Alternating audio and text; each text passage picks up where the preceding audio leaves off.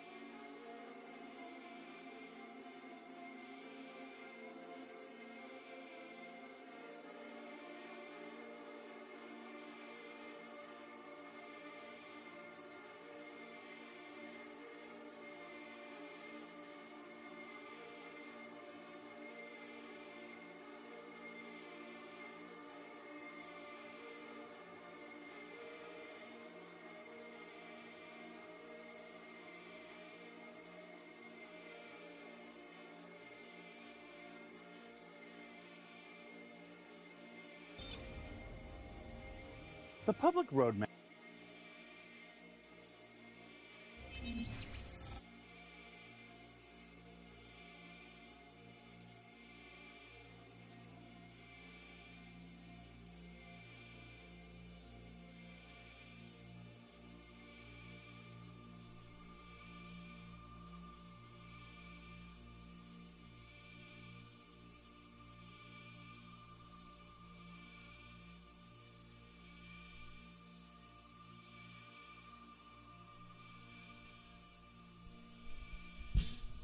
All right, welcome everybody to the channel. Today we're gonna play the new player experience. I have recopied my PTU over so that way I can get in there and have it pop up and try it out. So we're gonna see if it's actually worth a new player's time to try and see if it actually works at all. So other than that, the new ISC just came out as I was going live. So I think it'll be fun to watch that real quick. What's up, Whole Armor?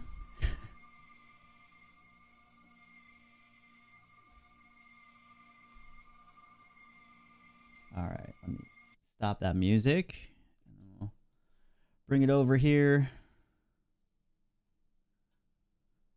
All right, so this, what's it called? Track Star. It has a picture of a buggy on it, so maybe this is gonna be another boring ISC about racetracks. Not sure. Whole Armor, let me know if the audio is too loud or anything like that, or too low.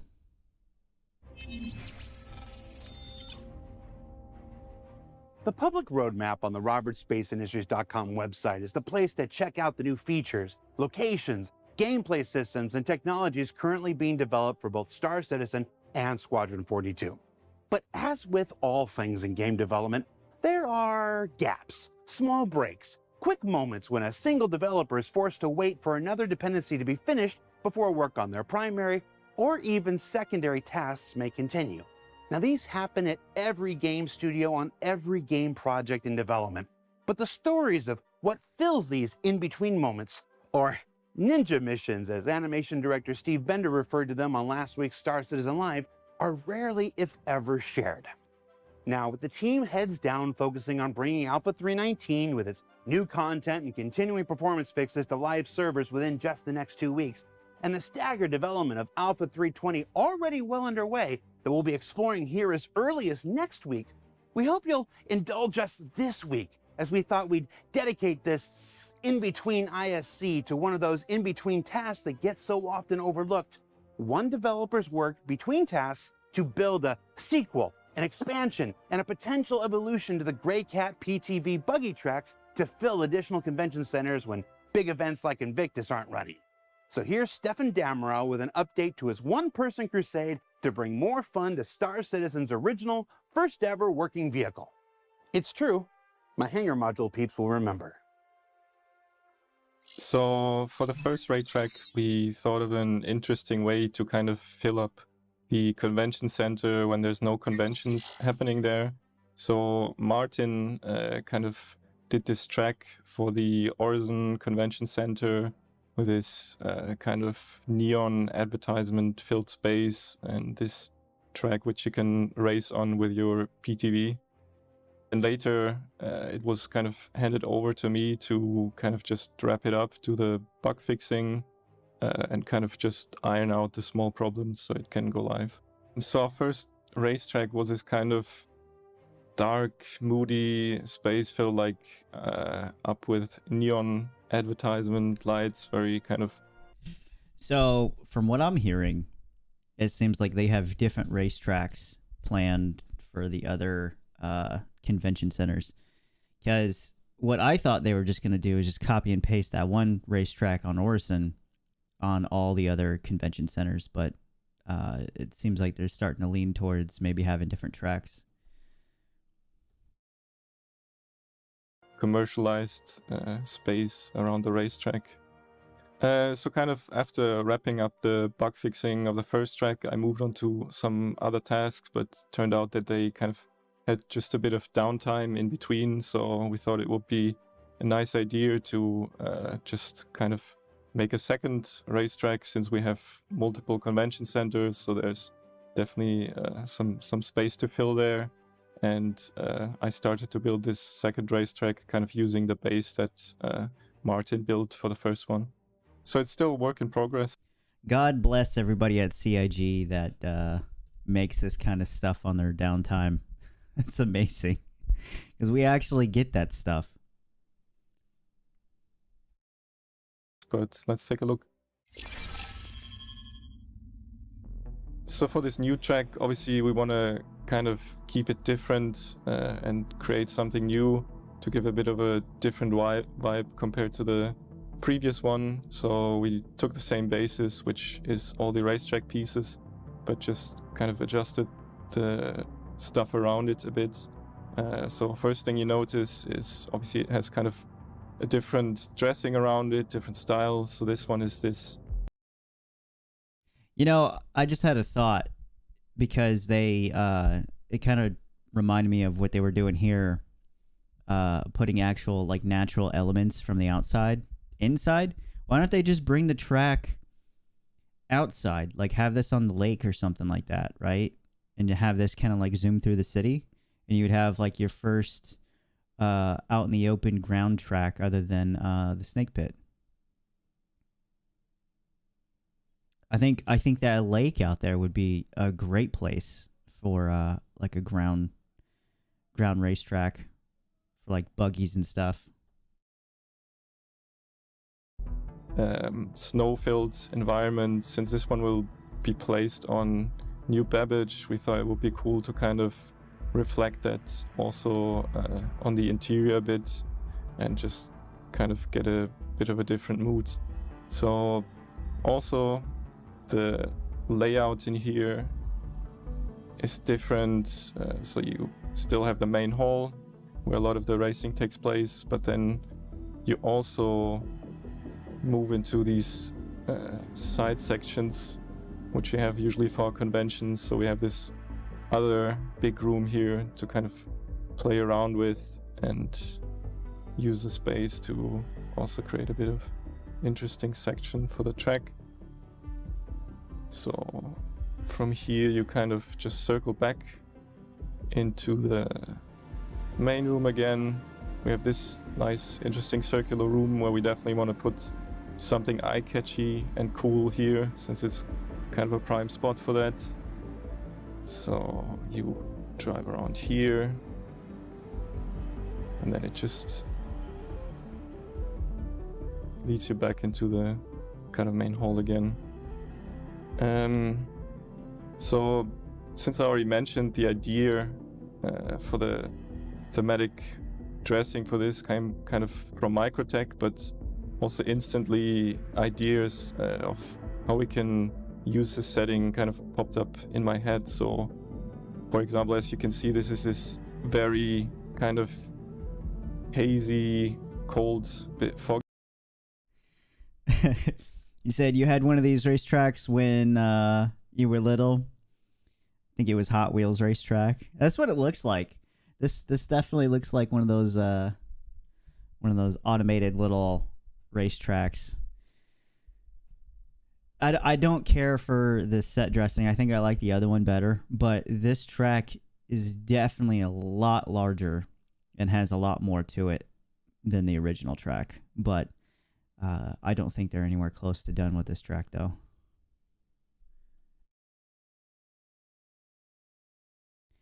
And then Jay, what's up, Jay? Thanks for joining in. He said that's what a racing track looks like. Yeah, have you not got a chance to go see the one on Orison? If you haven't, I would definitely go check it out. It's pretty fun. Space, and thought it would be cool to potentially kind of use some areas maybe to take a bit of vision away from the drivers and kind of use it to make it more interesting. A lot of this stuff is still kind of in the very early idea phase, so not everything in here might necessarily kind of end up in the final racetrack, but this is just mostly just throwing some ideas out there. Another thing kind of associated to this dressing would be these kind of icy patches of the track.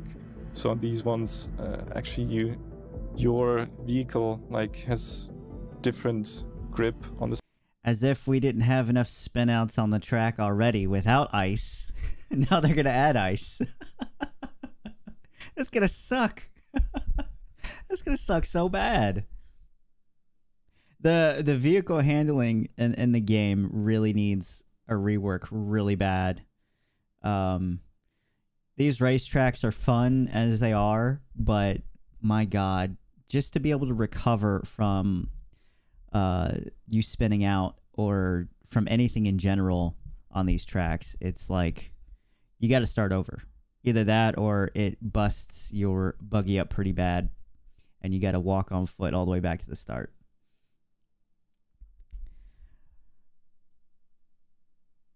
say you tend to be mining over everything. Speaking of which, thanks for running in the PU with me yesterday. Yeah, absolutely, man. We can get back in today. I'm planning on getting back in today if you want to join in. I'm gonna do a bunch of different stuff. Surface, so it's all a bit more kind of slippery, harder to drive on. So you want to be mindful if you drive over these patches. So for this area, I just mainly tested it out. So we want to obviously kind of keep it a bit more localized later to certain spaces and to balance it out so it doesn't feel just like unfair and taking control away from the player too much. Another thing, like an idea, would be these icicles, which could either be just kind of a visual dressing element, or maybe we could, in the future, physicalize and actually make interactable for the players so they could reach down further into the kind of area where the people drive. I was thinking in my head that those icicles could fall and hit your buggy. And then you could crash through them and kind of break them apart while you drive there. Hey, Steven. Yes? Adding obstacles, it's like driving a gray cat is hard enough. You don't think this is plenty challenge already? Yeah, well, you know, actually we got some other stuff in mind, which might make it even a bit more challenging.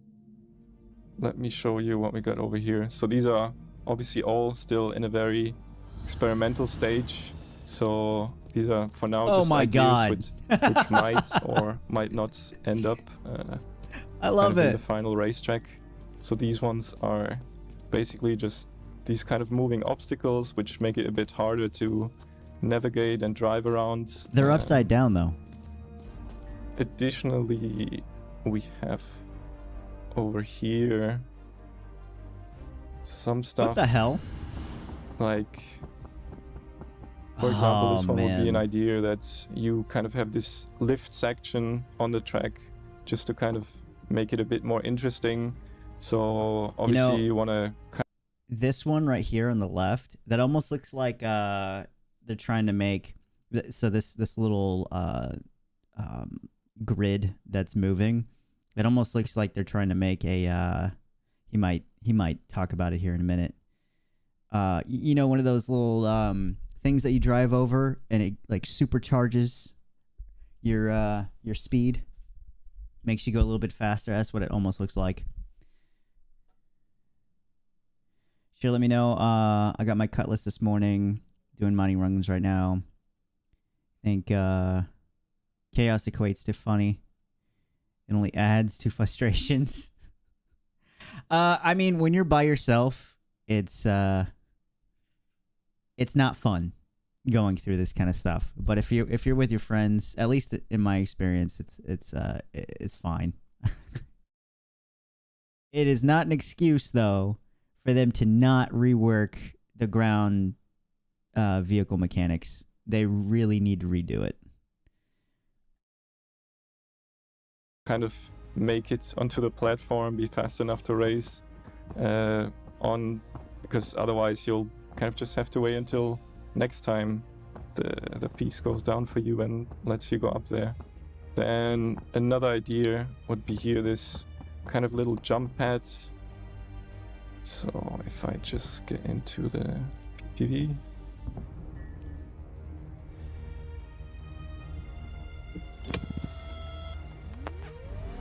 So as you drive over it, it just kind of throws you up into the air a bit. That could be something cool potentially. Let's see. I bet none of this Over is going to make here, it in there. This could be basically just some moving pieces of the track. So it's either like this ramp going up and down, maybe even leading onto different sections of the track, or this piece which goes sideways. Obviously you need to think about the implementation there a bit. This little kind of obstacle here, which gives a bit of a warning before it comes up and kind of blocks off this section. Wait, why would it give you a warning? For the player. This little moving obstacle, which just kind of No. sort of drives on the track No. for a bit, making it a lot harder to navigate around, and then eventually just kind of goes off again. They could make that a giant Pico that's just like moving around on the track as an obstacle. I could do some boost pads maybe, so just if you get into your gray cat again. Drive over it, and it just kind of... Sorry, Zook. I didn't know you wanted to watch it with me, man.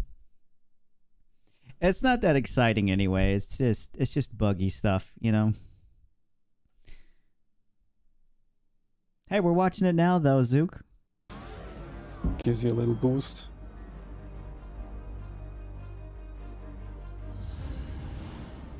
Then potentially some not quite 0G, but a lot less gravity involved jumps over ramps, so you could get sections of the track where the gravity just is a little bit turned down, so you get like bigger and longer jumps.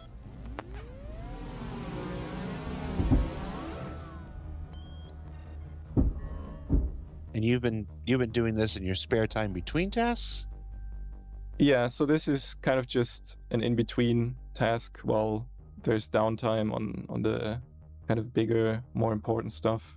And again, like it's important to mention that the last stuff you saw is very much still kind of just in the idea phase, so it might or might not end up like on the next track, and it kind of just more serve just as a starting point for a discussion also with the other departments of how easy it would be to implement something like this. So it's synced on servers between players, so they're actually seeing the same thing happening at the same time, and it's not just like localized to one player's machine and it's completely in a different spot for someone else.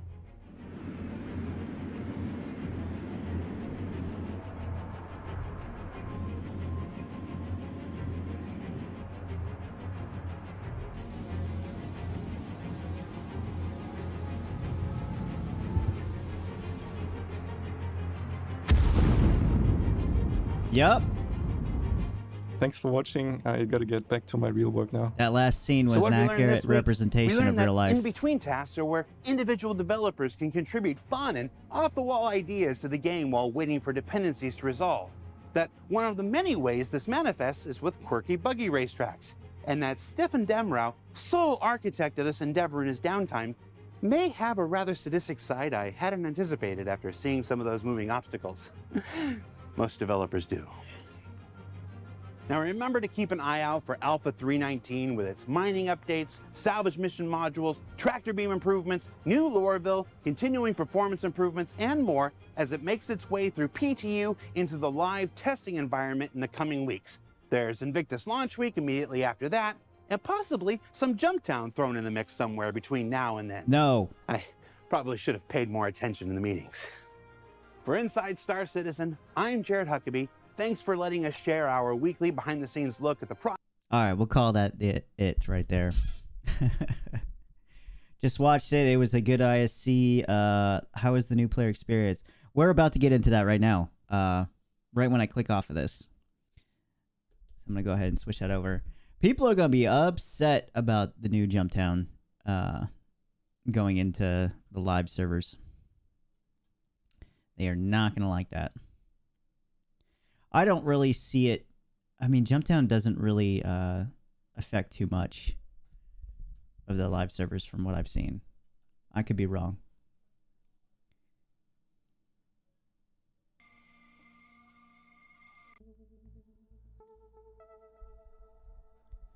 Got my laptop. Don't like Star Citizen anymore. What's going on, Zanzo? All right, I am bringing the game up right now.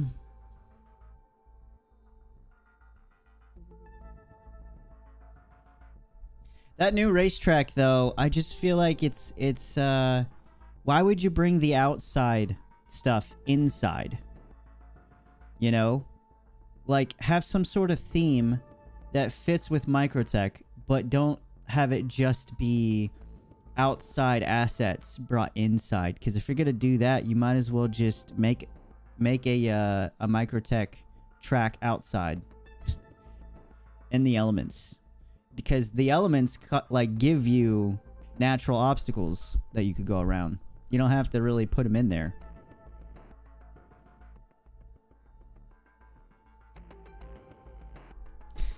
Yeah, I get that, Pain. I'm just saying, like, some of that stuff is probably going to stay in. So...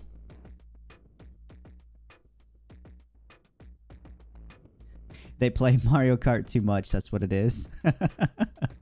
Yeah.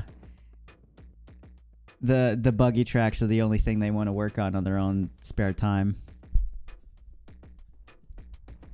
I mean, it's easy, though. It seems like it's the easier thing to work on. But, I mean, why don't you work on trying to get some basic features rather than, like, buggy tracks?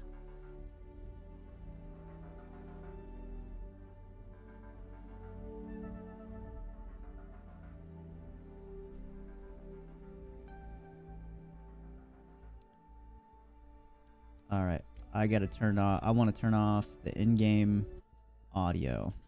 There we go. Switch it back over. I'm gonna change some key bindings real quick.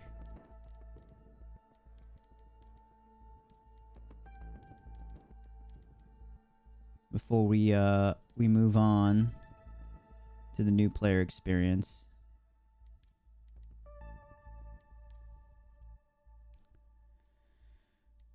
Let's see. We'll keep control hints on while we're doing this, because I want to go into this as like what a new player sees. Let's see. Flight movement. I always like changing that to that. I think it was vehicle cockpits. For ports, toggle unlock. Oh, they have it. So they actually bound it to right Alt and K for the port lock toggle. So that's cool, but I'm going to change it because I don't like that. And I want to change comms.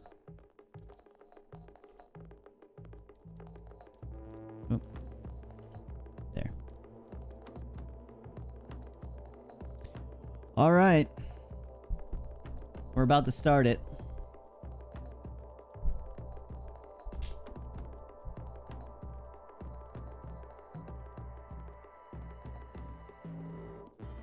Someone checked out the Drake toilets again.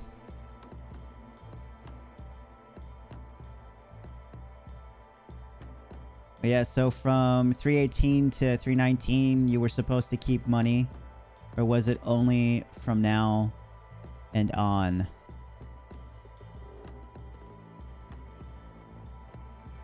So, are you asking if... Zanzil, are you asking if there's going to be a wipe for 319?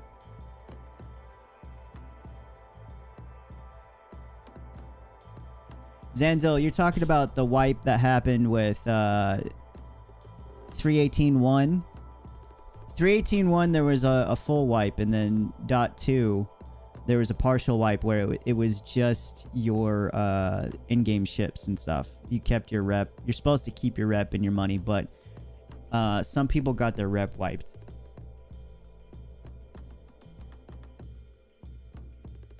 But for 319, no, they haven't said anything about one for 319. All right, let's start. Before starting your adventure, learn the basics of playing the game.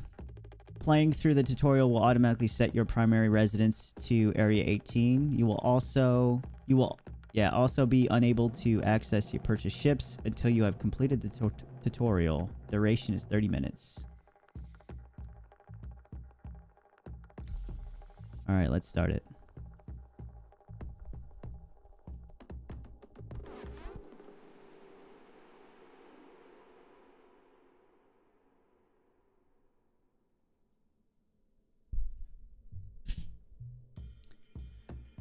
Yeah. Full wipe with 18.1, partial wipe with 18.2, and then we don't know about 319 yet. I can't imagine them wiping for 319, but you know, always gotta be prepared. Welcome to Star Citizen. Ah, perfect. I wake up like this. Hey, they give you a pretty nice undersuit and armor set. But of course, this is how you would wake up. At least I'm not falling through the planet yet. So that wasn't so bad. I'm gonna turn off chat. Exit bed. Your first steps. Well, I did exit bed. So let me lie down and then get back up again. Or not. You gonna let me sit?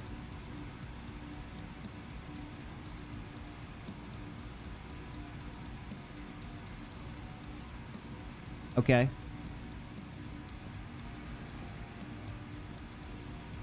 It's a little bugged. I might not get very far in this, guys. I can't even get out of the hab because I'm stuck on the first... I'm stuck on the first steps, guys. So this is what it's like being a new player. This is what they mean when a new player says that they haven't been able to get out of their hab for a couple hours. This is crazy. See if there's a 30K. Yeah, we could see.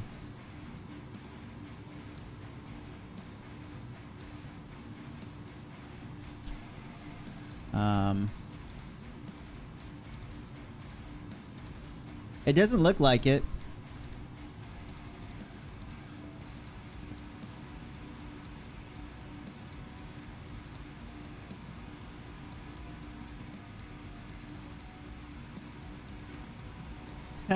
This is crazy.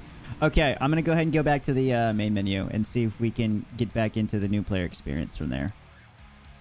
Since we technically didn't complete it.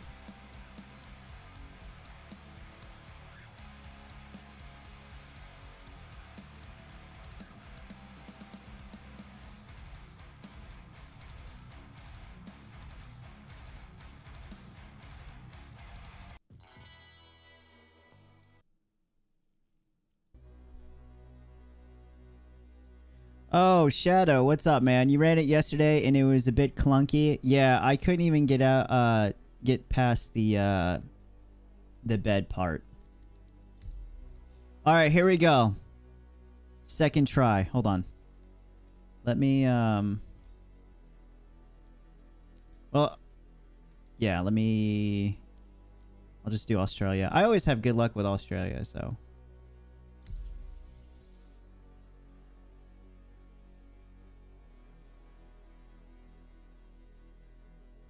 Hopefully this server...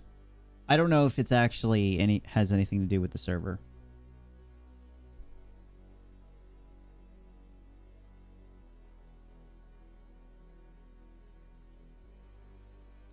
New player experience. Now you get to experience the bugs faster. What's up, Absordio? It's been a while. Good to see you. We're trying out the new player experience. And the new player experience is not that good so far. All right, will we spawn in squat position this time?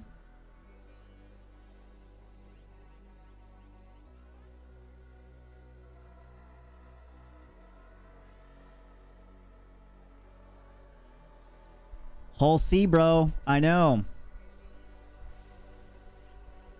320.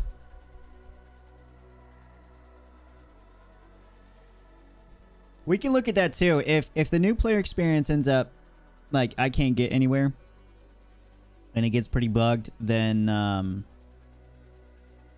I'll go over the patch notes for, or not the patch notes, the monthly report and we'll talk a little bit about that because there's some really cool stuff in there.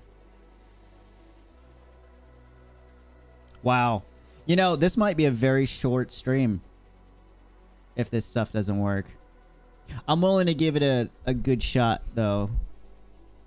3 or 4 more times, maybe.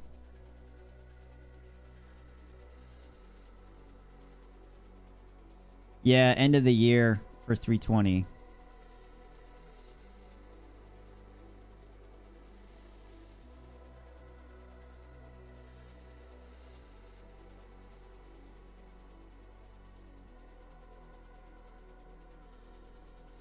I'm still upset that last time that they put the whole C up on sale, they marketed the whole C as it like that being the last sale that it's a part of until it's released.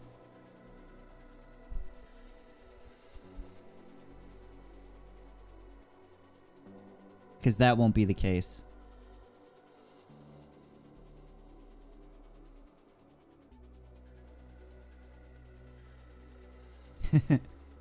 It's just staying true to the first experience that you want to capture it more. Alright. I'm gonna try to reload this here. I'm gonna restart everything. I don't want to be in infinite loading. Let's close everything out. We're gonna restart.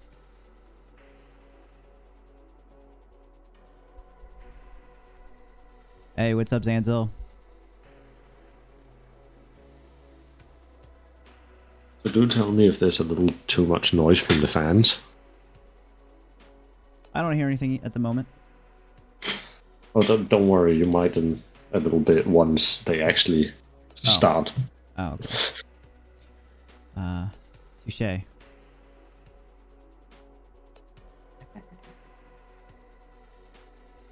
Oh, there's King. Yeah, no. What a pain. That was a creepy laugh, man. You kind of scared me. You just sneak in here and all of a sudden I hear. It's like Peter Griffin in the corner. No, I saw it. I was like, you know, I usually don't pop in, obviously, but you know, I figured if we're gonna be talking about the Hall C, I really want to jump in on that conversation. Oh yeah. I mean, I want to see that so badly once you get it. So bad. Oh, totally, 100%. Like I said, party time when I get it. When it comes out, I'm gonna just drop a party time mode and like, all right, guys, let's go. Let's go check this sucker out. King, yeah. And we can actually do convoys at that point. We're gonna go over the monthly report if you want to join us for that. Because I don't know if this new player experience seems like it's not really it's not the best experience. No. In traditional Star Citizen fashion. It's true. Yeah. It's working as intended, Joe. I'm gonna have to change don't the you see? It's thumbnail and the working title exactly and how everything. they wanted. Hey, we actually spawned in the bed correctly this time. See, But it's working completely how they intended to. now I don't know Like if it doesn't work, then it might work, then it probably works. I don't know if it's intended, but I don't have a helmet on. They might be actually. That might be one of the steps. Putting your helmet on. To be honest, that's a good step to force people to learn. Yeah. Put this on, or All else right. you die. Objective Exit the bed. complete. Exited the bed. Very nice. Ooh. Take your first steps. Are you also having to pay, press F to pay respect? Check your journal. Left bracket.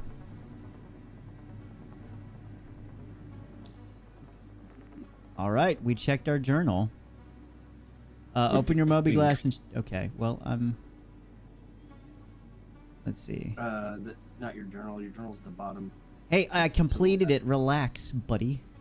Hey. You don't have to sit there and be in backseat gamer pain. Like, God. Yeah, I do. All right. What a fucking pain.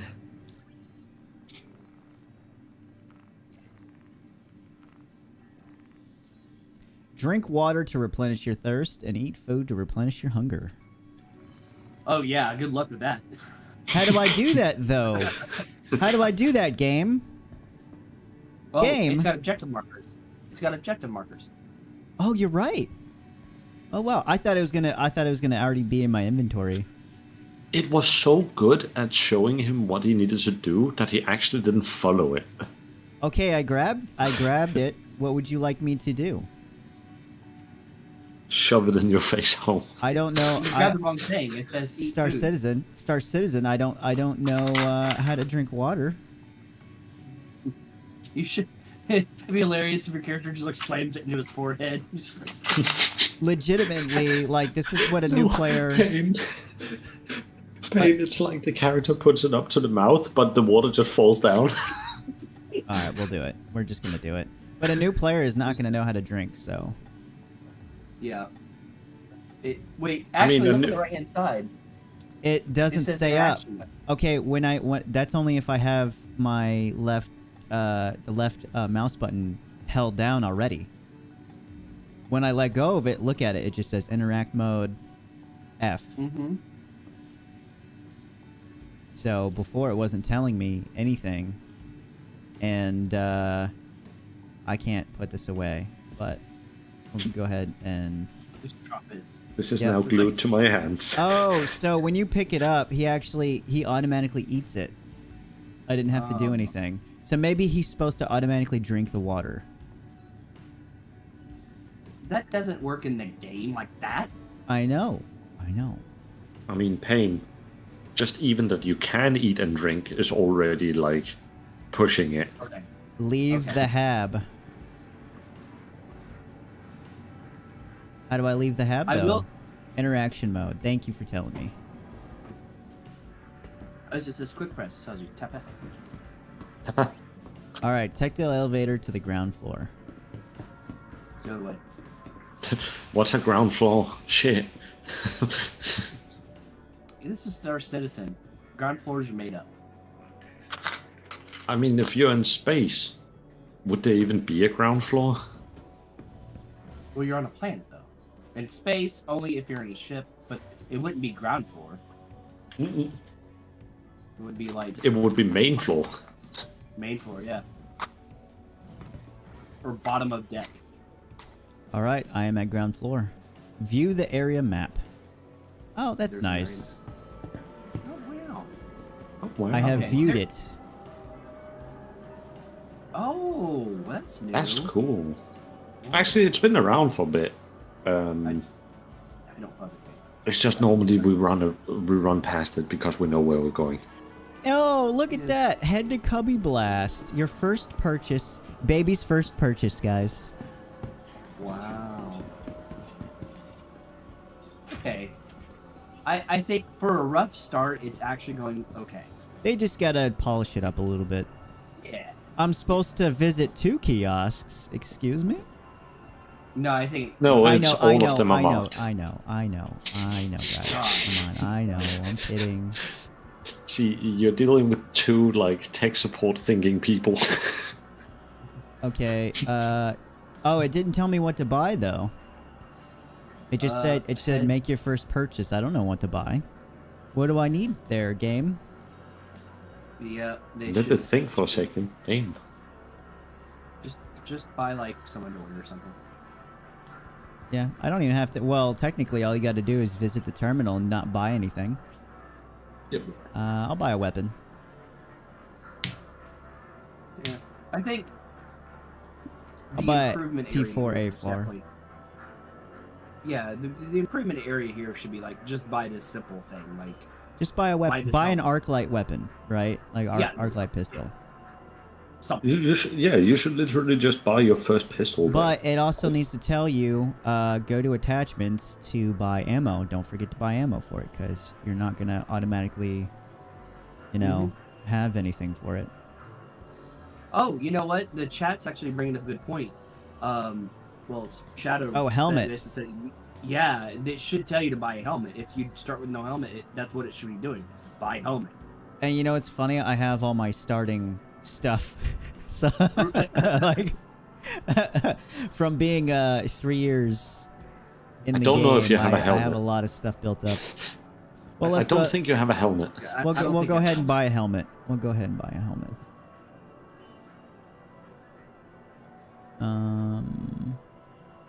Better safe than sorry. We'll just buy like a basic thing here. Oh right, and I But was see- actually at a concert last week. I'm not going to go in my inventory yet because it didn't tell me to go in my inventory. So Now you gotta head to City Flight Terminal. yep. See, this is why QA is important, guys. Because it tells you, like, if QA would play this as if they had no idea how to play the game, and there should be notes, like, to force clarification. So, like, for example, there, if I was QA testing, I would have failed the first 5 minutes. I would have told them to fix the descriptions and give a clearer way of getting out of bed, for one, and clarify how to eat. You know, at least a text on screen was great. I think that's a good start. But as Joe said, you know, they've got to polish it. Yeah. I think just give them some time to polish it, and I think it'll actually be good. It's definitely a really good start. It's a lot better than nothing, you know? Oh, yeah. I still, at this point, as a new player, I still wouldn't have bought a helmet. I wouldn't have known how to actually drink the bottle of water.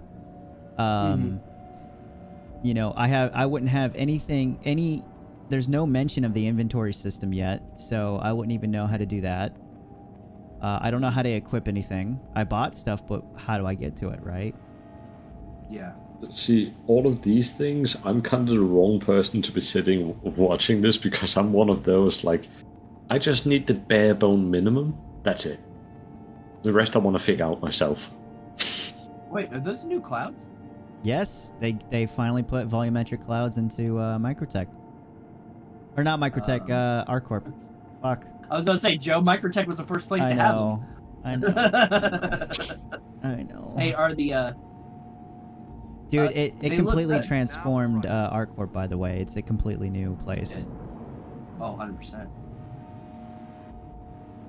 Oh, also, Payne, how sluggish do you think the whole sea's gonna feel? Locate Fleet Like, Manager Terminal. I have a feeling that it's gonna be on par with the Starfare, if not worse. Probably. It may feel lighter when you're flying without cargo, but once you get cargo on it, it'll probably drag really bad. But, I mean, that's the point of it, am I right? Yeah, it's supposed to be the big thing. It's its whole job. Whoa! Where's the terminals? They moved them right here. What? They also put two right here, right in front of the, Not mad about that. No, it's so nice. Instead of, oh no, I forgot the terminals, you have to run back. I think it's an odd place, but, I mean, it's easy, so. Odd but Ben. Retrieve tutorial ship. They even give you a tutorial ship, guys. They give you 2 of them. I don't think we're supposed to have 2, but... rented You buy for, one, get one free. rented for an hour and, I think hour and a half. So they give you plenty of time.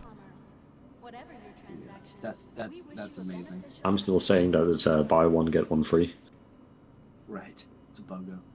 It's the same as I got the 2 Starfares when I bought the Starfare. The C8 Pisces is a great little starter ship to give 100% people. correct.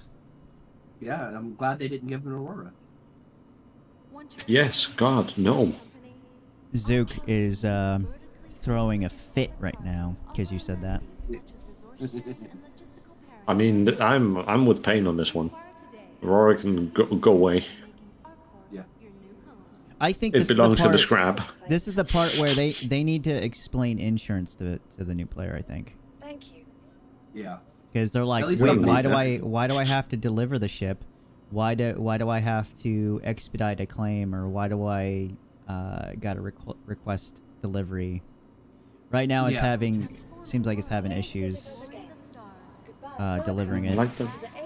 I like that Zook also just popped in out of nowhere in chat. Is Zook in here?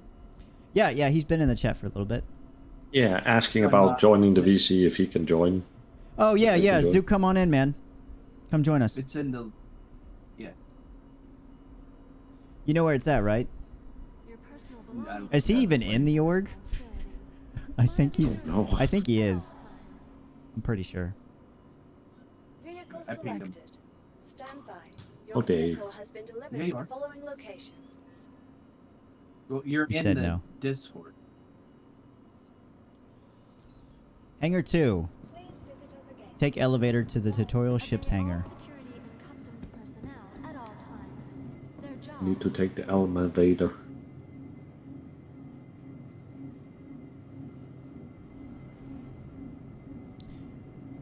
I feel like they need to make the text for the hint system. They need to not make it white. I think they need to make it a little bit, because I am having a hard time reading it. 100% agree with you. I think white or blue is Oh, a terrible this guy. distinction for this. All right. Oh, I thought you were talking to me. No, there was a guy that popped in, and I was kind of thinking, like, imagine a guy going through a tutorial and he gets pirated immediately. Somebody takes his tutorial ship. Poor guy. This is mine. Welcome to the game. Nice Pisces, hey, Joe, kid. Hey, It would Joe. be a shame if someone stole it. Joe, I don't think Zook has the ability to see this room. Okay, give me 1 second here. One. He should. He should absolutely have the ability to. Yeah, he's sent a mixed screenshot. He's in. Hold on. Oh, he only sees 319. He doesn't see 318. Why? Oh, maybe because I have him as an affiliate or something like that in the Wow. org. Give me 1 second. Wow, I can't believe you've done this. Whack. Oh yeah, he's can't- in. Wow. Oh yeah, I remember. I have allies as a different thing here. Okay. There. All right, Zook, give it another shot. You should be able to see That was it the now. fun when Shadow said, like, I think it was Shadow's Discord where There I he was is. asked like what org I was a part of. I literally sat there and went, yes. Oh my god, it just says prepare for takeoff. I mean- what does that mean? Yeah. Oh, well, if you look at the right-hand side, it says vehicle-pilot seat. So I think it's trying to get you to sit in the pilot seat. Yeah. Oh, there it goes. See, now it's switched over to basic controls. Ship flight. To set all the ship systems flight ready, press R. All right.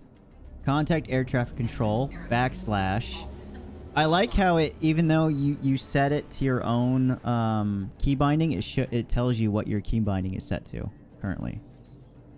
Yeah, that's just a variable set. You just say, you know. But see, it kept on ATC for like a split second, and then it changed to basic movement. So if I missed it, I'm done. Yeah. You are clear to launch. Go send spacebar. I mean, come on, man, just don't blink. So I see the food did not disappear for you. Look around while seated. Hold Z.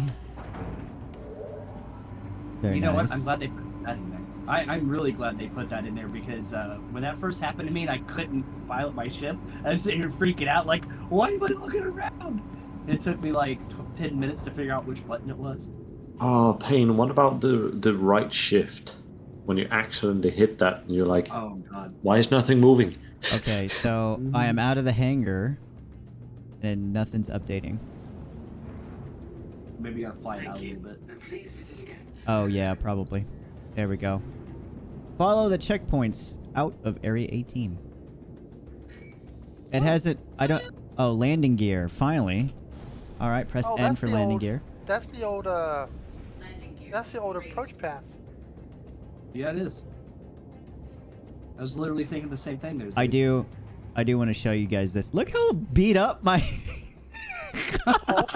Hell. This is the tutorial ship. This is the rented ship they're giving everybody. Oh my It- god. it's- I think they just found it as scrapyard kind They of did. thing. It's like Like, it's like a look, this guy's 60-year-old probably first gonna car. die. He's Yeah. probably gonna die. Let's not spend too much money on this.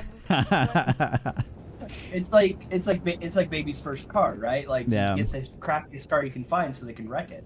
I mean, think about it this way. We give him something that is already trashed, so, like, it's probably being delivered for scrapping, so we might as well send him out in that, so if he scraps it, like, completely totals it, it's already scrapped. It's for Yeah. medical bills.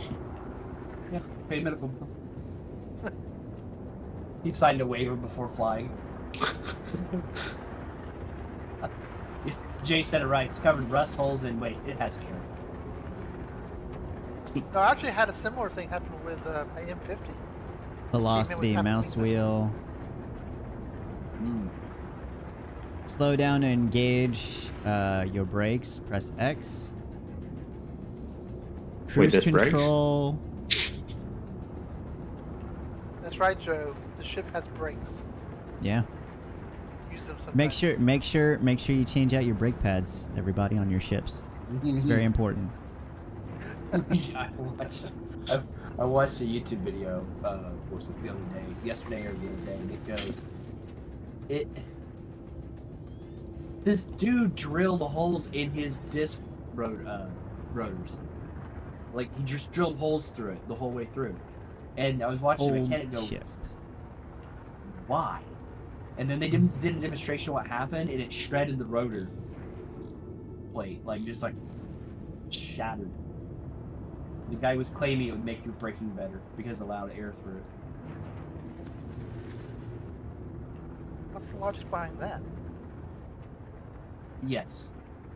What is that? Like, I get stupid ideas can be stupid ideas, but there's usually some, like, incorrect elementary logic that, like, is Yes. supporting the stupid idea. I can't even think of that. I Magic. maybe they thought that the air compression would pressure the brake pads to suction. I don't know. Maybe, perhaps. That's my thought. I'm just guessing. But that's stupid. All right. Use quantum travel to reach Bajini Point. Bajini. Press B. The spool. What server is you in? No. He's offline. Who is? Deleted user. Hold B to initiate travel. Initiate travel.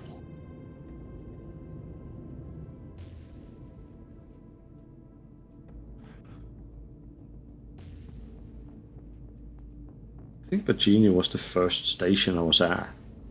It was. I remember when. Because I remember I fell through the ship right outside of it. And then we went down to the planet and landed.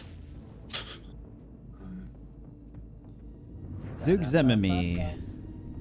You gonna come in and wreck my tutorial, Zook? I think the Just gonna steal your Pisces. you gonna grief me? Well, I'm trying to learn my first steps. I take offense to that. The more respectful term is pirate. All right, Just have ATC. someone fly straight into you as you're about to land. Air traffic control / Thank you for reminding me. As I am a new player and I have no idea what I'm Please doing. proceed to assigned landing bay. Land. What is button? So I can be on the same server as you. You're in the tutorial. That's cool. Oh, that's really good. So maybe I'm Yeah. on a server that's only tutorial people? No, I can join you without being on the server. without Oh, being in the oh, you tutorial. can. Oh, I thought you were saying you Yeah. can't. So You're you're on a just on regular another server. one. Yeah. That tutorial of taking Lower the landing gear. leads you to griefers. Landing gear deployed. Can we test something real quick? There's another Pisces right there. Yeah, what are you thinking? I want to see if we can see each other. Since since I know we're on the same server, I want to see if it's going to allow you to be seen by other people, or if you can see us. Sure. Sure. And if that's the case, like, are they giving what I'm wondering is, Exit are they seat. giving the new players any protection, essentially? Like, The different exit like seat temporary control. vulnerability. is control hint is bugged. So kind of like players first in vulnerability. Yeah, that's kind of my thought process. Is like I think that would be a good idea. I'm just curious if they would do that. Baby's first safe zone. 30 did- minutes of pure arms. That They thing didn't is tell me looking to- in better shape than yours one. They didn't tell me to raise my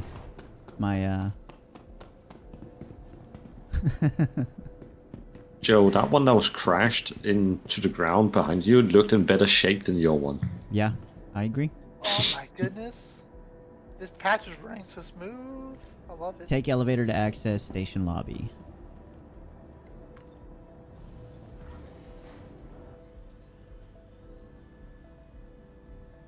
Even with all the necessary stuff kind of like missing, this is pretty nice.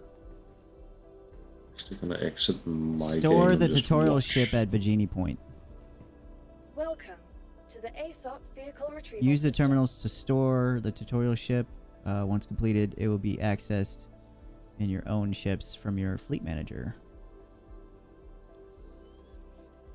Cool. Objective complete. Did you finish the tutorial? Good question.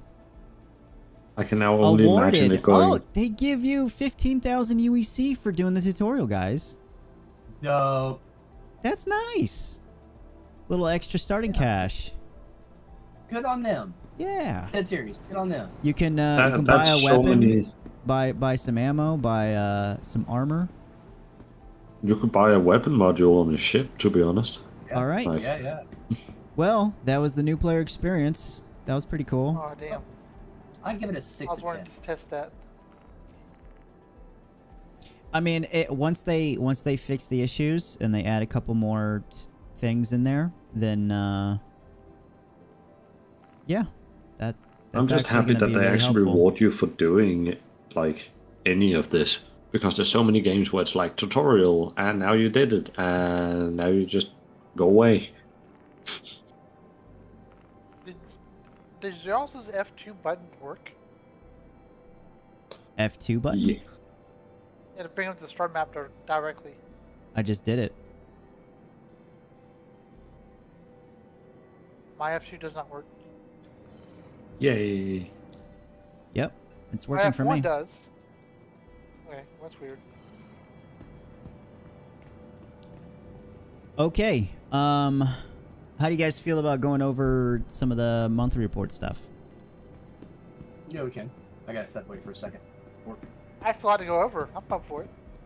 All right, let me Look at this guy grab some seat working to here. earn. I still don't know Who do how you to think you are? access my inventory and put my helmet on. You don't need that. You don't need a helmet, just stay in your spaceship.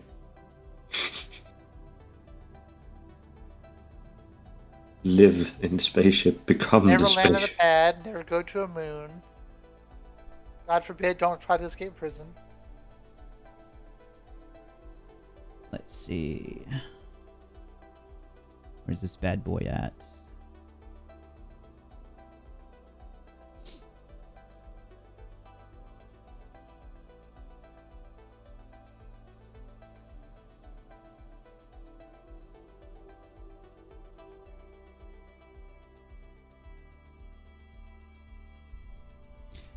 Actually, I'm actually really curious to see. There's a feedback page here for the new player experience. I want to see what other people are saying. New player experience should really include a prompt to set regen at Bajini Point. Yeah, that would be good.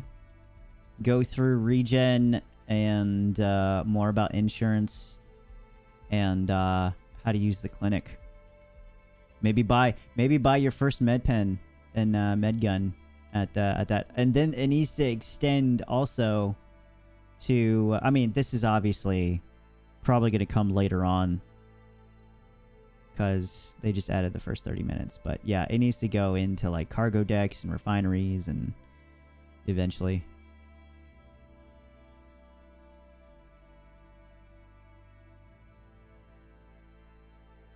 The tutorial abruptly ends in Bajini without prompting the player to set regen or even explain how this works.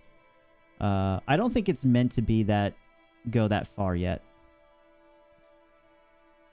Countless times when I watch a new player blindly try this game for the first time during a free fly, it usually ends in them dying. Okay, well, I get the gist of that.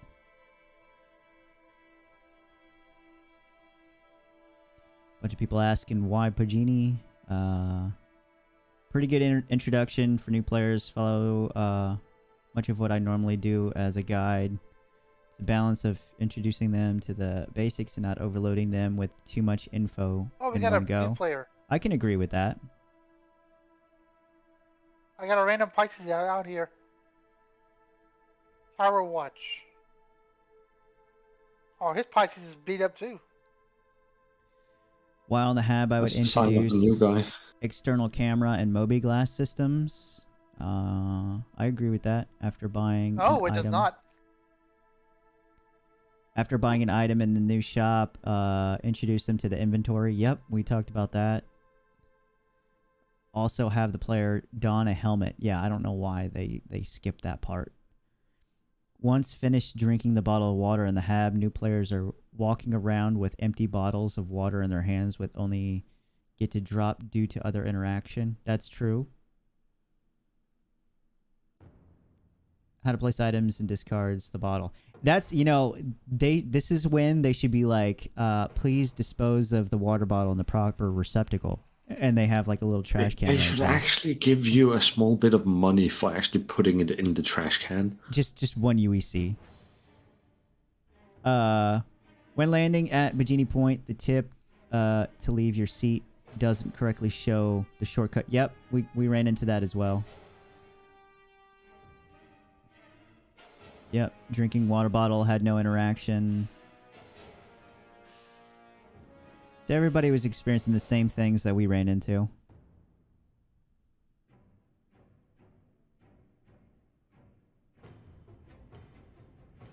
Let's see.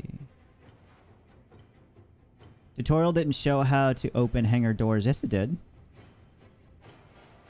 Well, not in the tutorial, but in the control hints. The control hints and the tutorial go hand in hand. Problem. God damn.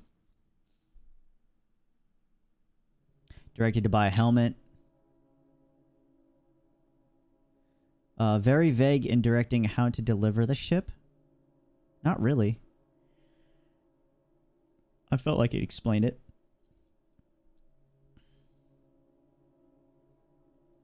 All right, let me bring up this monthly report.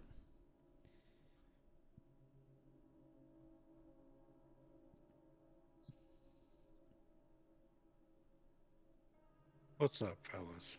Hey, there's Shadow. What's going on, man? I'm working and watching this, and oh, hold on, I got you. We're all these people working. Okay. They're trying to earn something. When I ran that thing last night, I didn't get any of the hints where, you know, it's supposed to tell you how to do things. Mm-hmm. I'm going to run it again and check it, but it's clunky. Yeah, they got some stuff to iron out. They've left out some important pieces of information in there, like how to don your helmet and get into your inventory. And then yeah, I had to redo it completely because I did too. I fell out of the bed.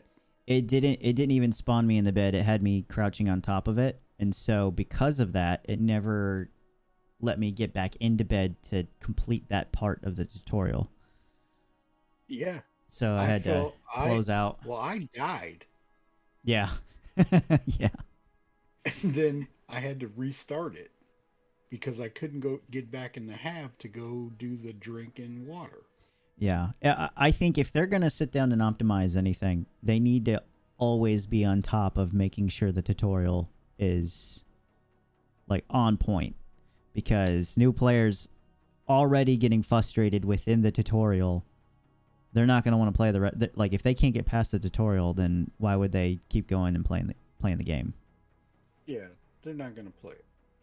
So as that being the first, you know, your first look at the game, they need to be able to progress through it with ease, or else it's just they're not going to come back. Right. Okay, I have the monthly report up. It wasn't totally bad, but it does need a lot of work. Okay, so also note, I don't know if you want to note that or not, but like you can, the players that do in the tutorial can be attacked and killed at Bajini. Well, Yeah, well, this is the first implementation of it. So for its like first idea and conception of it in the game, it's pretty good. Like obviously they're not going to set all these crazy restrictions. You know, it would be nice if you would be on your own server, but then I also see that being an issue. I'm not sure I'd want them to be on their own server. I think it would be cool if they had them escorted or something. Escorted? Like how? Like had a basic NPC pilot that was following them. You know, oh god, so you would learn very quickly that the NPC likes to get in front of you. Boom. Well, I mean, you can have it fly to the side. What do you guys think of actually having a mission for guides? Like extending the guide system into the game, where it would be a mission that people could accept if you are a guide on the RSI website. Would be cool. And like, you would get that mission pop up and being like, whenever a new player comes in, be like, oh, you know, 2 or 3 new players are in. Here's a mission to help. You can accept and meet them somewhere. And it's the same as like in Final Fantasy. When there's new players, there's actually some high-level people that gets chosen as like helpers. Oh, really? And then they can help they actually help the new learners. Wow. So in Final Fantasy 14, the online game, and it's kind of interesting because the new guides, sometimes they group up with them. Otherwise, it's just a chat bar down at the bottom left that is a specific color, and it honestly helps a lot if you've been away from the game for a while. Well, that's nice. Glad it actually works.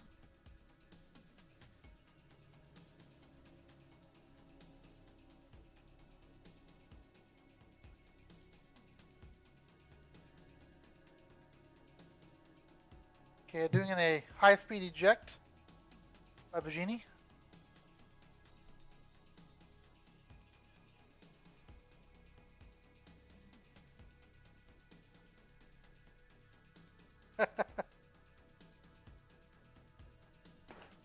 Not too bad. All right, let's go ahead and get into this monthly report here.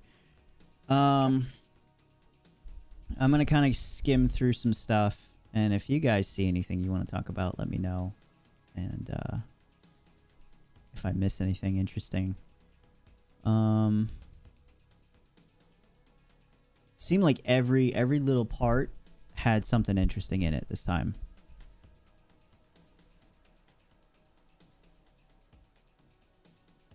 At least they will avoid the fire this time. The NPCs actually learn to go around hazards. Not just pathfinding. Yeah. All right, I'm back. It's just like continue to work on pathfinding. That's just a part they was working on this past couple of weeks. Let's see. I think we could skip all the AI stuff. Animation. Discussing creatures. So they're not past They're not even past the discussion phases of creatures yet. Frontier toxic and desert environment. Ooh. Environmental wear outfits, so it doesn't mean anything about the actual places themselves. It's just the... No, but if there's made suits for it, it's most likely going to be places that At some point. At some point, yeah. I'm not expecting that anytime. So, Joe, we have already established this is Star Citizen.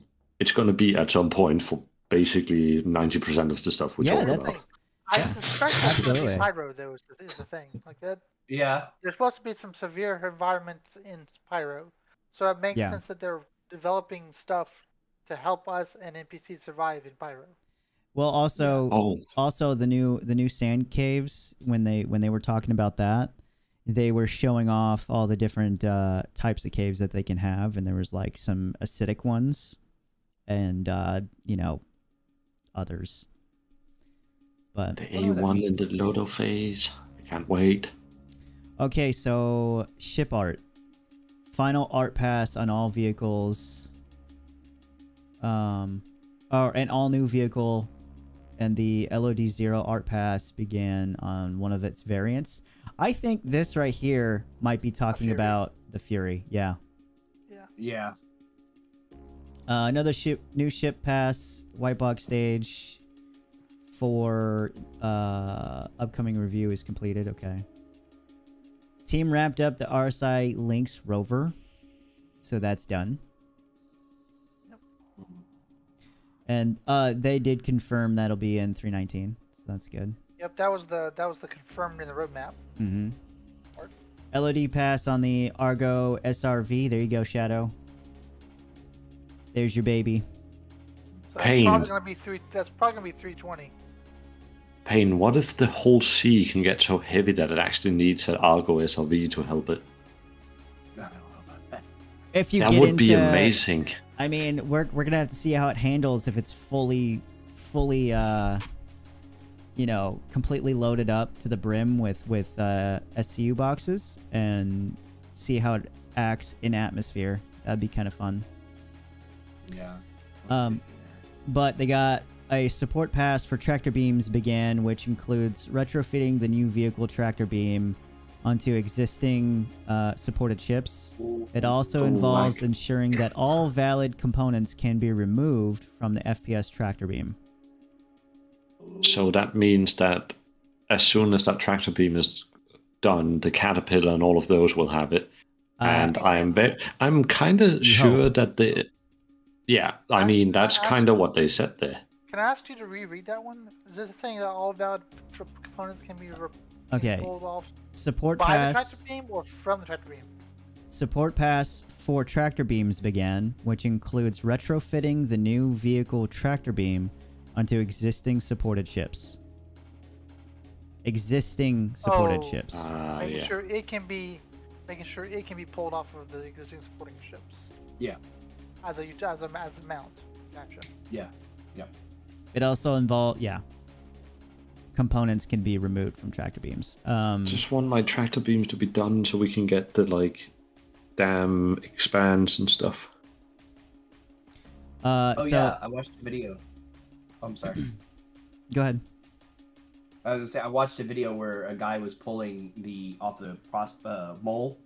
He was pulling the bags off the mole for the minables. Yep. I was doing that the other day too.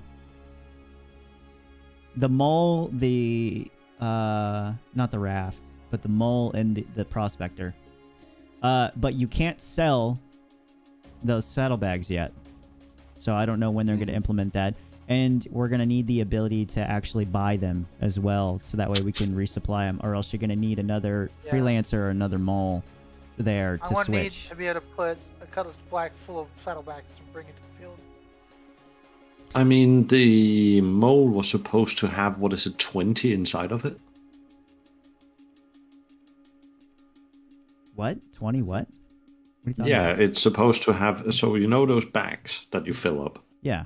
It's supposed to have a system inside of it that replenishes automatically, and it has 20 of them sitting in there. Or can. Yeah, or can't. Like there are some like cargo, like if you come up the elevator, that's a cargo hold.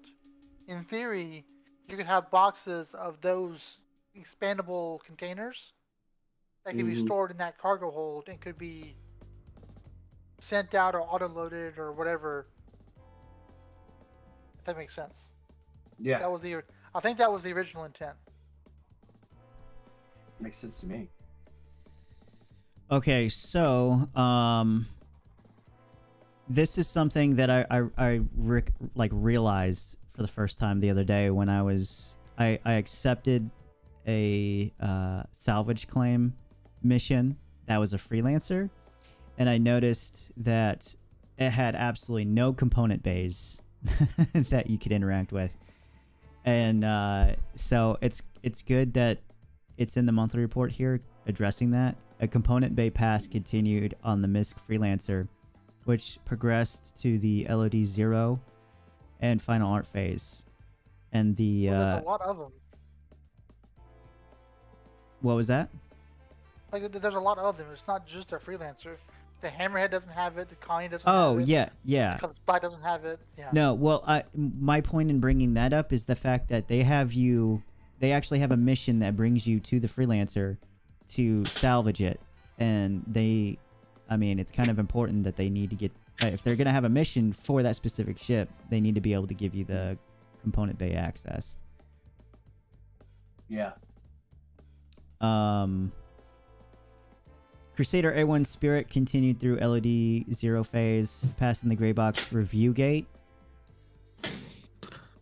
I can't wait for my Crusader. Additionally, the C1 cargo variant entered the gray box stage, so those are very close being done. I just want some bombing missions. Gray box on the upcoming vehicle was completed. We don't know which one that is. Wow, thanks. Redesigned the dashboard and cockpit to allow for better visibility while driving in first-person view. We also did a short pass on optimization. We found that we may have gone a bit overboard on detail and needed to pull back a bit, especially in areas rarely seen by the player. The Sintok Yai progressed, with several areas being redesigned and fleshed out, including a rail system within the glass canopy. Team also created several iterations of the seat and settled on a design that highlights APOA's new Xi'an anti-gravity technology.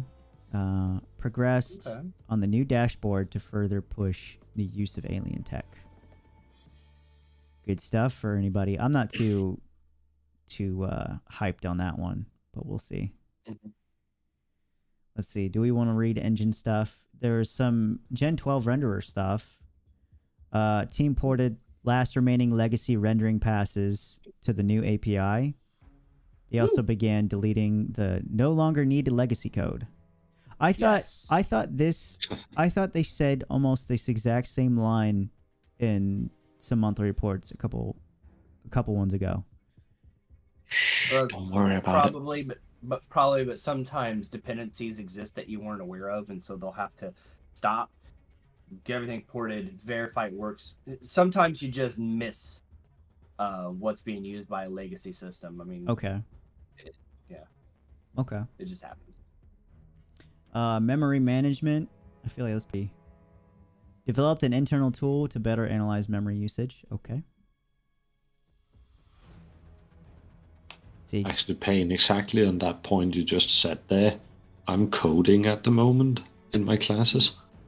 I had to get a light working, and then because I removed one dependency, suddenly my entire setup didn't work. Yep.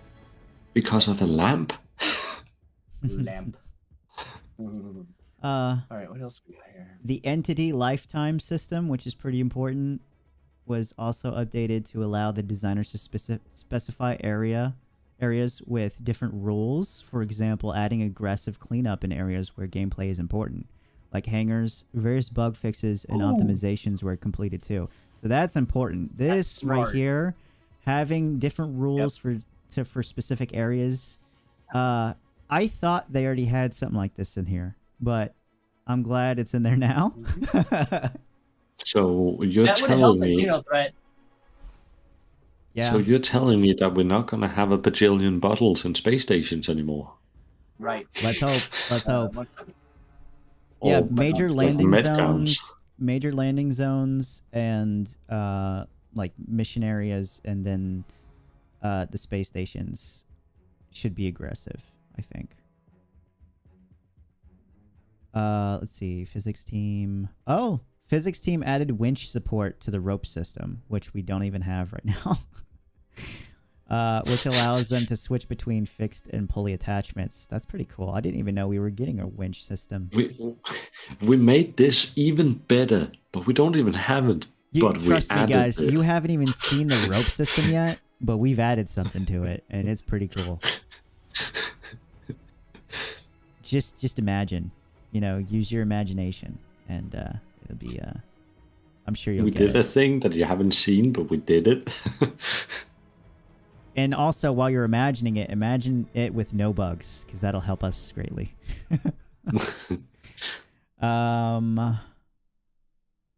Let's see. Improvements made physically based wheeled vehicles on how they handle contact with hard surfaces. Okay, well, that's good.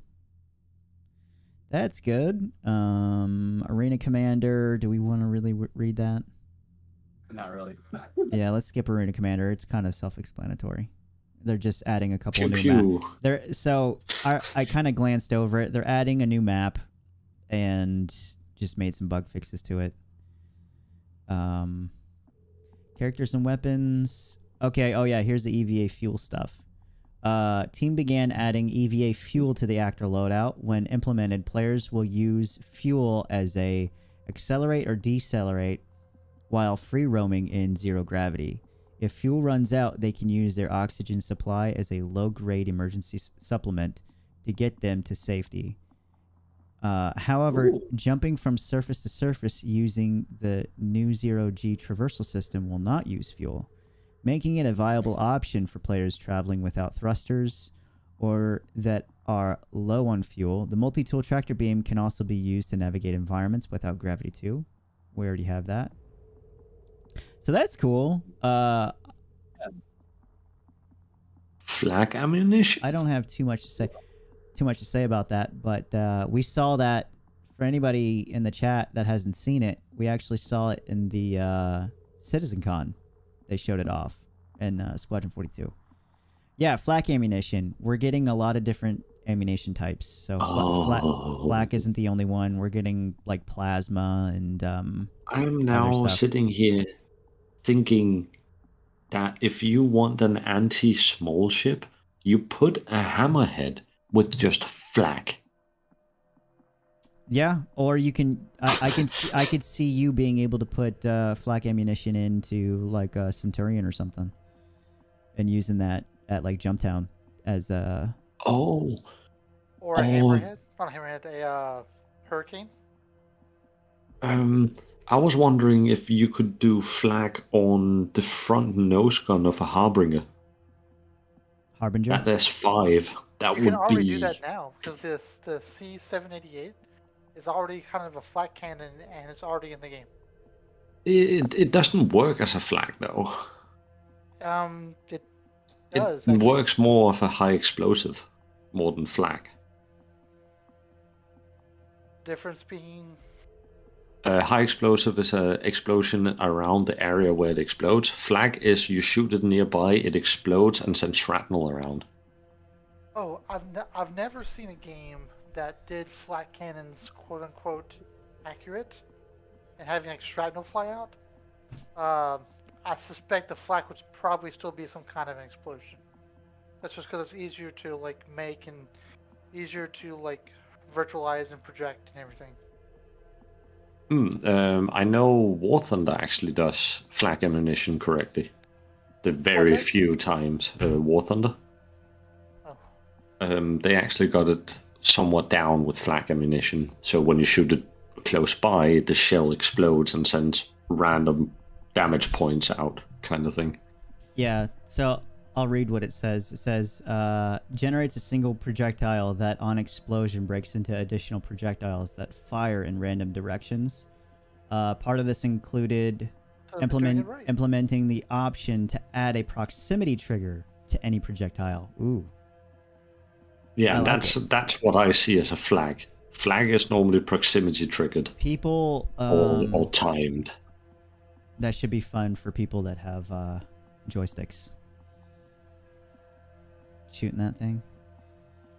Gameplay. I can't wait for that now. Gameplay features. Oh, here we go. For salvage, development of the munching feature began with the first prototype finished for internal iteration. They showed that in a video not long ago. Yeah. Actually. Well, And it was. I am very hyped. They didn't show it. It was like the artist's representation of it. So it doesn't. It's not necessarily. It's not completely the same. Yeah. Progressed with the mining update and tractor beam detach and attach feature, which are, yep, 319. Refinery. First block out for UI screen was created, and the gameplay beats of the various refining methods were discussed. The team now have a clear understanding of what the different deliverables will look like and how the actual gameplay will... Okay. Didn't really tell us much. Invictus launch week hauls have been implemented. Oh, here we go. Now, this has been a controversial topic. For anybody that have noticed the 319 claim insurance times have been increased. So this is part of it. The team refactored how in-game ship prices and insurance expedite fees and times are calculated. The process is now automated based on a ship's stats and characteristics and will continue to evolve as the amount of data factored into the price calculations increases. So does this mean that, because what my brain thinks of is if you start changing out your ship's components and as your ship's stats change, does that affect your insurance claim times? Yes, Probably. that's definitely what they're saying there. That if you put on really, really expensive stuff, it's gonna take you time. Yeah, and it'll change as you. So this is what you do then. If that's the case, you have your ship have like the basic loadout, but then you have all your expensive components already on board, like in the inventory system, and then you just use your tractor beam to But then I can tell you one thing that is going to be very risky for you, because if you explode, that's not going to get covered in the insurance. Whatever's in your hold is not going to get covered. Oh well, yeah. I mean that's back. That's true even if you didn't do that, right? Yeah, it'll still be on your ship no matter what. So when you have it equipped on your ship and you do insurance, for example, you lose the left part of your ship, as it is right now, still at least, you actually get that weapon back when you do insurance. The way the game was is basically you're the same price, the same time, same everything, and you get whatever the modules were on your ship whenever you last had it stored. But imagine that this. was how it worked before. Imagine this with persistent hangers though, because you're gonna you claim your ship, and it'll give you like the default loadout or whatever, and then obviously you're gonna have all your stuff in your persistent hanger. You know, all your components and stuff that you've looted and scavenged and bought, and you can inside your persistent hanger, after you claim it, you can change out whatever you need on the fly. Well, I would add two things to that actually. One, the way that we're going to be interacting with our local inventory is actually going to be that freight elevator, right? It's not going to be a little F1 piece, open up the module and just apply it. We'll have to actually put the module into the ship again. Yeah. And so we'll have to go to the freight elevator. We'll have to call certain ship parts. It gets loaded. It gets brought up to us. We don't know how that's going to be implemented. We don't know if it's going to be exactly like that, though. We're guessing. Oh, they said that. With ship components? They said that's how we. That's how they want us to interact with local inventory. That's basically going to be what persistent hangars involve. Like, Yeah. persistent hangars is going to have like everything that you own basically there, and then you would call a freight elevator to bring you your stuff. It's kind of like the way the ship's deployment works now. You call it, it comes down for a claim time, essentially, and then you pick it up and move it onto your ship and swap it out because everything's going to be physicalized. Like small stuff like armor, weapons, that kind of stuff. Mm-hmm. They're going to be in their own like armory place, and Yeah, then larger stuff like ships, cargo, ship modules, they'll have to be delivered either via ship thing or whatever that's going to be. They haven't said, or the cargo freight elevator. So you'll either. So I would insure them. I would go ahead and pay the higher price for the insured modules, just because it's going to be cheaper I think it'll be cheaper to pay the insurance on those modules than buy them brand new. Yeah. So I would still want the insurance on them, even if it's more expensive every single time I die. Mm-hmm. Right, because otherwise you lose the modules and you have to reapply them, and they'll spend that time and all the other fun stuff. Right. But then on top of that, right, you have an issue of, okay, how are you going to buy it? Okay, you may run out of all your modules, but you may miss that one module. What if you have the military grade A shields and the weapons and the quant and everything like that, but you don't have the power plant that can drive it all? Okay, now you gotta take it all off and you gotta use standard stuff.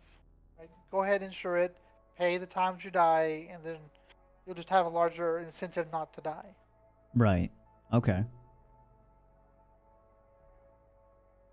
That also means like you refitting your ship isn't going to be storing it, bringing up the Moby glass and like messing with it. It's going to be going to your inventory, going into your hangar, loading the old stuff onto, taking it out of the ship, loading it onto the elevator piece, calling up new equipment, right? Mm-hmm. Bringing up the stuff you want to put on it. You just want to swap out. So I like that idea. It turns. I like it too. Turns the ship into more of a shipbuilding ish thing. Yeah, that's the kind of time killer that I do not mind spending all the time in the world on. Like being able to manually, set up your ship the way you want it, and then from there, when we get the engineering classes, to get practice on engineering and practice on salvaging. Yeah, and I was gonna bring up the tuner class. Like that's a whole another part of that as well. After you. What class? The tuner class for engineering. Oh yeah. Sorry.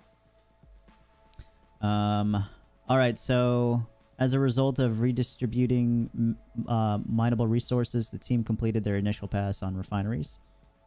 This will change how efficiently each location refines specific ores based on the abundance of mineral or mineable resources within the region. Along with this, they are currently rebalancing the sell prices for refined resources at the admin and trade and development division offices to account for this new distribution.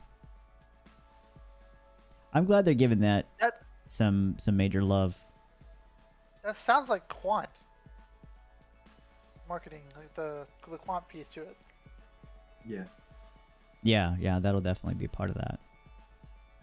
I just hope that they make it more worth like mining something else than just quant. Is what? No, not quant the material. I'm saying like quant the quantum.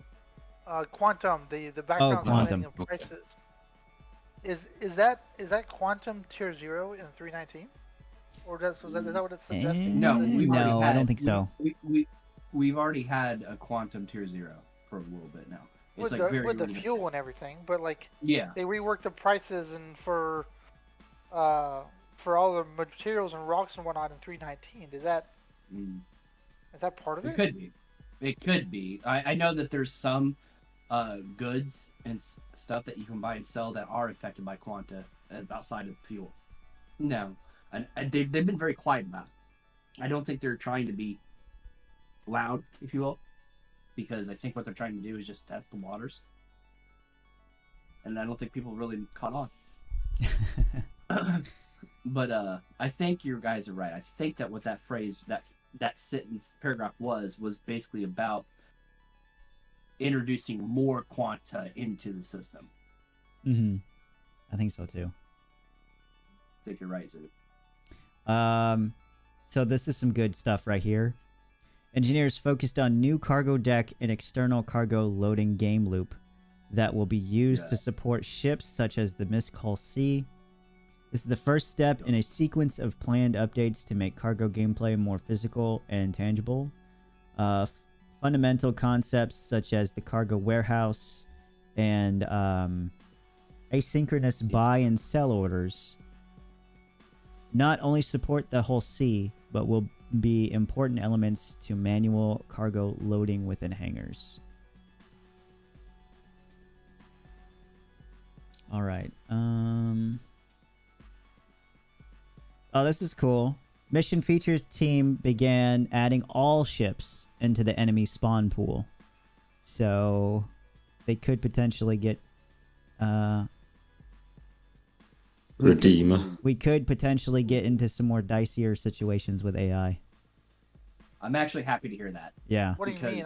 I don't follow the logic there. I miss.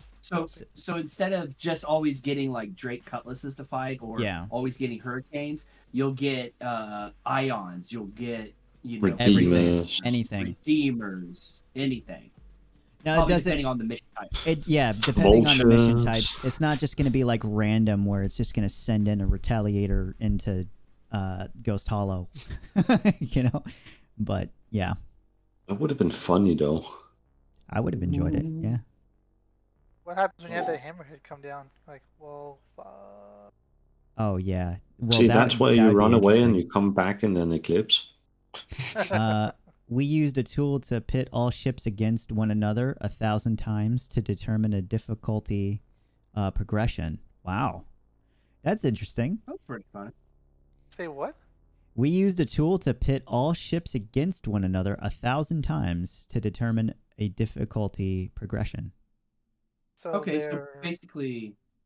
Yeah, this AI training, that sounds like to me. Just, yeah, exactly. Just minus the training. Yeah. It's just... Well, I wonder how they pitted it against each other. Did they like say, "Okay, just crash"? they just flew as fast as possible into each other. Yeah, they're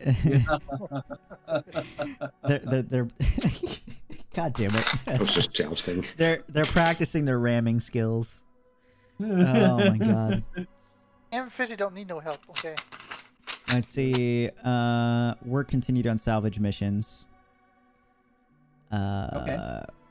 Used to restore valuable ships for profit. Okay. Development continued on package extraction, data heist, and consignment retrieval missions. The consignment retrieval missions, that's a new one we haven't heard of yet. I think a cargo mission of some sort. Yeah.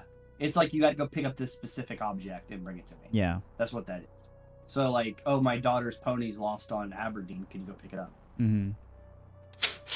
That's very specific, Payne. I expect to see the pony mission.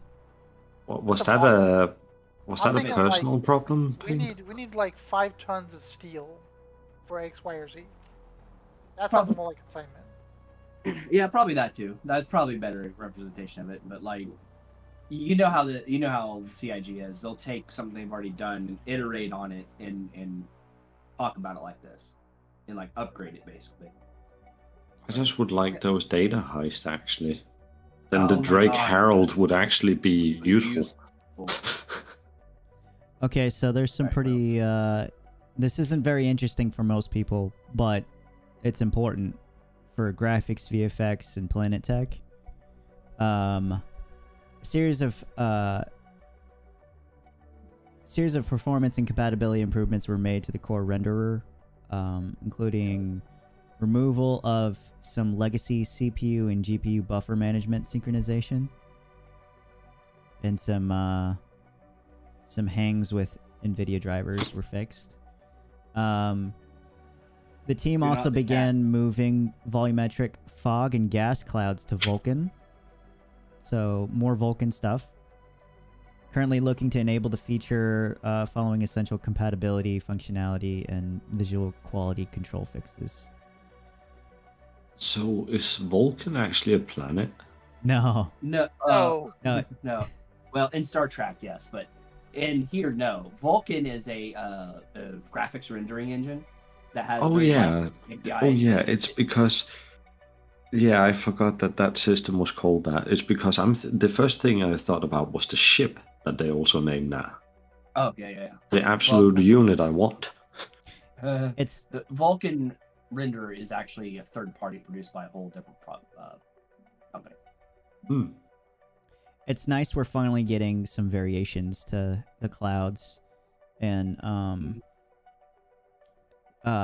it's really cool because somebody did like a side-by-side comparison of ArcCorp's clouds and the clouds that were shown at Pyro during that tech demo for Pyro a while back about the outpost when they introduced the 400i for the first time flying through the clouds. They almost look like ArcCorp's clouds are almost on par with those clouds, which is like top tier clouds. So yeah, it's pretty exciting that we're finally seeing those Pyro clouds to be like an actual thing in the game that we could see. Like I said before on other podcasts, though, that's them building the tech for Stanton that's going to be very quickly applied to Pyro. Yeah. Mm-hmm.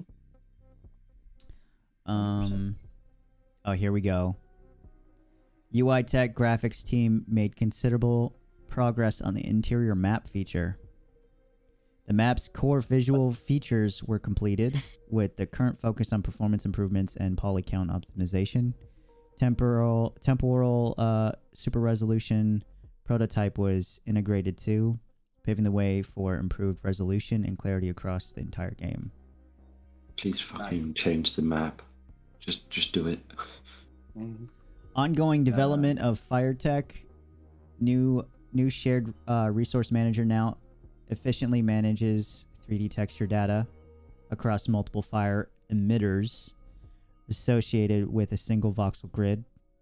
The voxel grid received several important bug fixes. And then it just talks about the bug fixes.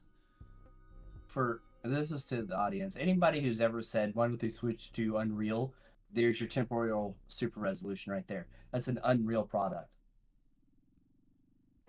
Yeah, the engine they're working with, it's their own engine now. They've completely overhauled it. It is their own product. It's basically their own thing. So CIG can do whatever they want with it and upgrade it how they see fit. So there's also you can add like, why is it taking so long? It was like, well, they made a game, they made a studio, they made all these raw assets, and they basically made their own game engine. They did so much changing to the Cry engine. It's not funny. It's literally everything they need. So basically, super resolution is actually a really cool concept. Everybody's heard of downsampling, right? Yeah. So this does the opposite way. It's an upsampling is what it is.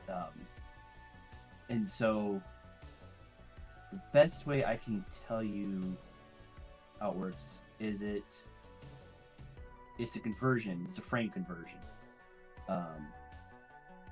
And it helps improve performance, and it does a lot of chunking of visual graphics. So it can take an image, add more data to it, make it super sharp, basically is what the idea is. And it doesn't do it in your whole like super sampling for your monitor is everything, right?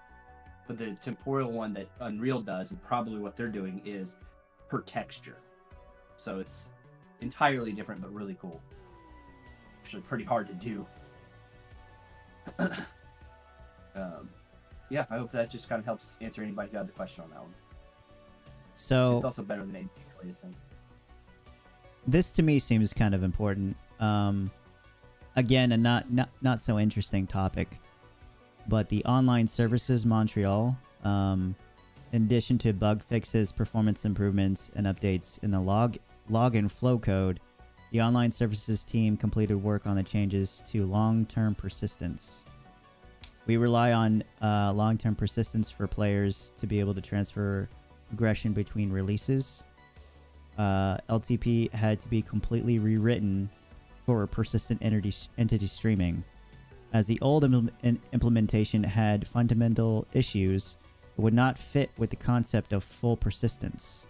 The new system monitors the global player inventory and simply destroys LTP records for aggregated stowed into or unstowed from inventories. And I wanted to read this specifically because I think it does a good job of setting the tone for what persistent entity streaming has done to the game and like how much it's changed, because there are parts that there are like systems that they have for the game that they had to completely rewrite, and this is like one of them. And that's why we were having so many problems. That's why this stuff is hard, because they have to redo a lot of stuff when they introduce the major back-end tech like that. Yeah, absolutely. That's like when in Totally Not Cops, when we integrated a new physicalization on the cards, on our playing cards, it broke everything. Our AI is completely stupid now. They're like potatoes just staring at a screen. They don't do anything. So I have to go back in and rewrite my AI to use the new system in order for them to even pull cards. So basically I'm relating to that because, again, legacy code, if you don't account for things that exist and you write something over and expect it to work without checking all the code behind to make sure it works, you're going to run into issues like that. Unfortunately, they went back and checked that stuff, which means that they saw that problem ahead of time, they prepared for it, and they rewrote the code so that way we shouldn't, over time, we'll have better situations with PEZ. So that's good. Mm-hmm. Imagine for a second everybody went unstowed again. That would be because they used legacy code, legacy login process. So why can't you just be a better developer, Payne? Yeah. Hey. I mean, come on, Payne. Just get good at development, bro. I'm working on it, God. It isn't all me. This is complicated as hell, I'm sure. So Payne, when is it done? Yes. I will say this. I'm going to publicly say this a million times, that it's not just me working on this stuff. I have a team that's working on the stuff that I manage, and those guys are kick-ass, and they rock, man. They do everything they can to make things work, and, you know, I'm learning as much as they are half the time, and going through that helps me understand Star Citizen development. And again, publicly saying my team is amazing, and I could not ask for a better group of dudes to help. I mean, to be honest, if they weren't amazing, I would feel sorry for your team there. Yeah. I'd feel sorry for you, man. your game would be sorely suffering. They do everything they can. I can't say I'm not proud. I can't express how proud I am of those dudes. Actually, that was the thing I heard you talking about 1 or 2 years ago in your server, right? When you started adding people and it was like more and more getting on your server, and I'm like, who the fuck are all these people? What the But I have to say though, much like Squadron 42, how do I know that your game actually exists? Yeah. I haven't seen anything about it. I want to see some stuff, man. I want to see some stuff. Yeah. I want to see I'm actually like I legitimately actually want to see we want an exclusive the art here, like the show the right art now. style, and where you guys are going with it. Come on. So the art team, yeah. I'll in private I will be happy to show folks, show you guys. I trust you guys. We're not doing anything public yet, but I will show you in private. So Payne, if you ever need a playtester, I'm very good at breaking shit. Oh, don't worry. Oh, and King, if you ever need like someone to make you like a trailer, like a teaser trailer for your game, let me know. Okay. I'll do it for free. Yeah, I'll get you. Cool. If you're looking for somebody to like just play a game for free, I'm your man. Sadly, we're not doing that for Star Citizen. We're yeah, we're not. We're paying paying to do CIG to do it. No, no, I appreciate that, guys, very much. I do suspect depending on how quickly Art gets through stuff, we'll probably be hitting an alpha before September. And so you're expecting to launch your game in the next 10 to 15 years then? Yeah, definitely. I mean, that depends on if he does the Star Citizen method, and then it might be 50 to 60. I'm gonna say you guys one card, like they're $1 a piece. And then and then when you've got enough of the cards, you actually get access to using them, which is like the chairman's access. Right on. So we'll talk about that offline, and I'll be more happy to just show you guys what I got. So. All right, so for anybody that has been getting excited about the clouds for Microtech and Lorville, they talk a little bit about it here, the improvements. Improving the temporal render mode for atmospheric and volumetric clouds. Major obstacles to overcome are still occasional noise and temporal artifacts. And that's like, when you look at the clouds and they look grainy, that's like the biggest complaint. That, and then you'll see like rotating like cloudy squares kind of like spinning around in there. That's part of it too. The temporal artifacts. That's not how clouds work? That's what I see normally. When I look out my window, I see that. Does that... What did you just read? What did I just read? You want me to repeat it? No, I just pointed it out on your screen with your mouse. Oh, right here. So, temporal artifacts and the ray marching results for various view scenarios, as well as the upsampling of results under the presence of thin silhouettes within a given frame. Additionally, improvements to cloud shaping were implemented and are currently in the prototyping stage with TechArt. The goal is to improve the global and local read of clouds, as well as their volumetric look along the vertical profile.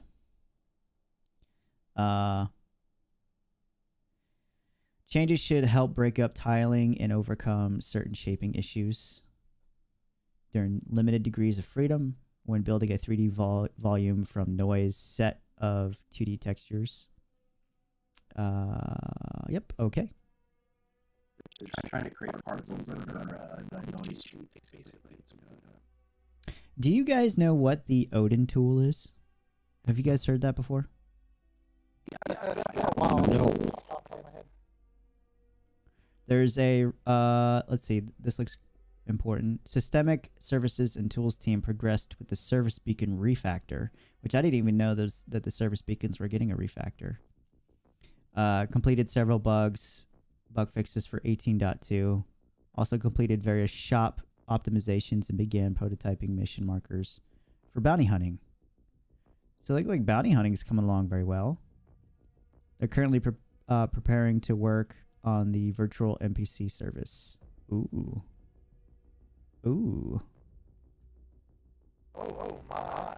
Preparing work on the virtual NPC service. Oh god. That wasn't close to my microphone. Way better. This guy is just like so judgy. Okay, that's about it. Let's see, VFX, nothing really. Support for 2 new vehicles continued. Okay. Oh, gee, thanks. Yes, the vehicles. Do you not value support? I see how it is. Oh, look. He wants us to buy his games too. VFX provided support for several props and interactable items, including new types of volatile cargo. Boom. Progressed with tasks for several locations such as Lorville and various rock caves. Okay. Well, that's about it for that. For anybody that hasn't seen the roadmap roundup, another interesting thing to talk about. they're going to be adding ship trespass to Yes. the, Yes. I love God, that so yes. to 320. So the interior of players' ships are now considered trespass zones for those without permission to enter. Permission will Yes, queen. prevented will be granted via the party system until more complex systems for managing crew and passengers is created. AKA org tools. Players AKA resource management.